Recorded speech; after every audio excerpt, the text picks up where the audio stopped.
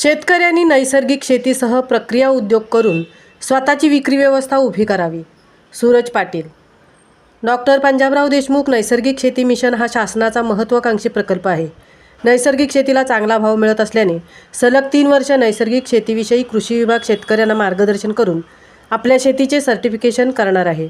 अशा प्रमाणित शेतमालाचे उत्कृष्ट पॅकिंग व ब्रँडिंग केल्यास त्यास जागतिक बाजारपेठेत चांगला भाव मिळून शेतकऱ्यांचे आर्थिक उत्पन्न वाढणार आहे. त्यामुळे शेतकऱ्यांनी नैसर्गिक शेती व प्रक्रिया उद्योग करून स्वतःची विक्री व्यवस्था उभी करावी, हाच शेतीसाठी फायदेशीर उपाय असल्याचे मत तालुका कृषी अधिकारी सूरज पाटील यांनी व्यक्त केले. पोलादपूर येथे पैठण मंडळ कृषी कार्यालयाच्या वतीने डॉक्टर पंजाबराव देशमुख नैसर्गिक शेती मिशन सन 2023-24 अंतर्गत तालुकास्तरीय दुसरे प्रशिक्षण नुकतेच पार पडले. यावेळी कार्यक्रम अध्यक्ष तालुका कृषी अधिकारी सूरज पाटील, प्रमुख मार्गदर्शक कृषी विज्ञान केंद्र सेंद्रिय शेती तज्ज्ञ जीवन आरेकर, कृषी पर्यवेक्षक श्रीरंग मोरे, कृषी पर्यवेक्षक रवींद्र गुंड, शेतकरी प्रोड्युसर कंपनी प्रमोद चव्हाण, आत्मा प्रकल्पाचे कपिल पाटील, कृषी सहाय्यक मनोज जाधव, चेतन लावण, पूनम क्षीरसागर, मोनिका पिसाळ, संग्राम साळुखे शेतकरी बहुसंख्येने उपस्थित होते.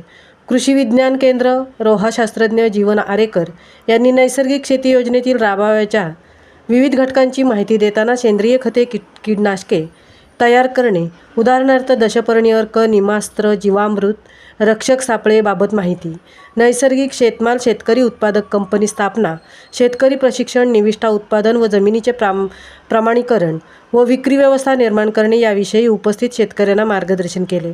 पैठण मंडळ अधीनस्थ 11 शेतकरी गटांना आत्मा नोंदणी प्रमाणपत्र तालुका कृषी अधिकारी यांच्या हस्ते प्रदान करण्यात आले. कार्यक्रमाचे प्रास्ताविक कृषी पर्यवेक्षक श्रीरंग मोरे, आभार प्रदर्शन रवींद्र गुंड, तर सूत्रसंचालन कृषी सहाय्यक मनोज जाधव यांनी केले. कार्यक्रम यशस्वी करण्यासाठी सर्व अध्यक्ष व कर्मचारी यांनी सहकार्य केले. महामुंबईसह धनराज गोपाळ, पोलादपूर. मे-जून महिन्यापर्यंतचा म्हणजे मी म्हणतो आपल्याला 3 महिन्यामध्ये चारा पीक घ्यायचं आहे. त्याचं पण जसं भाताचं पेंडा तुम्ही वाळवून ठेवता त्या प्रकारे जर ठेवलं, जेणेकरून जनावरांचा अडचण कमी झाल्यानंतर आपल्याला पुढे जात नाही. आणि हे सगळं शक्य आहे गटाच्या माध्यमातून आणि शेतकरी उत्पादक कंपनीच्या माध्यमातून. कारण की 1-2 जण पुढे येतात, ते करायला जातात आणि त्यांना या सगळ्या अडचणींचा सामना करावा लागतोय. बाकी या योजनेच्या बद्दलच्या आता ज्यावेळेस ते नोव्हेंबर-डिसेंबरला करायला जातो त्यावेळेस त्याच्यामध्ये दल राहत नाही जमिनीमध्ये. जर 15 सप्टेंबरला आपण पडीक जमिनीमध्ये त्याची मशागत करून जर कडधान्य करायला घेतलं तर आपल्याला मोकाट जनावरांचा देखील प्रादुर्भाव जाणवणार नाहीये आणि आपल्या कडधान्य पिकाला पुरेसं मुबलक दल पण होईल, जेणेकरून आपल्याला कमी दिवसामध्ये त्या मागे पडत राहील. आणि त्यामुळे काय झाले की हळूहळू जमिनीची सुपीकता कमी व्हायला लागली. आज आपण बघतो की माती ही सगळ्यात सजीवाच्या दृष्टीने महत्वाची गोष्ट आहे. मनुष्य असो किंवा प्राणी असो, त्यांच्या सगळ्यांच्या दृष्टीने माती. तर आजची चर्चा फक्त आपला विषय काय आहे तर नैसर्गिक शेती.